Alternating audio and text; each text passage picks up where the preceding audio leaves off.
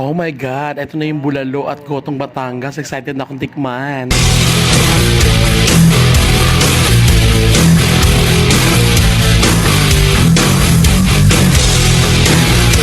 Hello mga karakers, ayan katatapos lang ng show ko dito sa Batangas, sa Tipsy Cats. Kaya naman, minsan na naman ako magpunta dito sa Batangas. Kaya nagharap kami ng bulalo at gotong Batangas. At dito lang kami napadpad sa Algoto King Dine. Ayan, so tikman natin ng bonggang-bongga. Grabe na miss ko ito mga karakers. At talagang nagka-crave ako ng bonggang-bongga. Kasama ko pala nga aking driver na si Eggy at syempre aking assistant na si Moymoy. Ayan, salamat ate. Ayan, excited akong tikman mga karakers. Ay grabe, naglalaway talaga ako ng bonggang-bongga. Yes! Tikman na yan!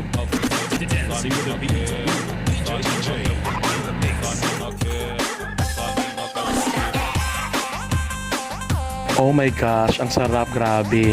Talagang nasulit ang cravings ko mga karakers. Ang sarap, bongga. Namiss ko to. Salamat sa panonood. Yeah!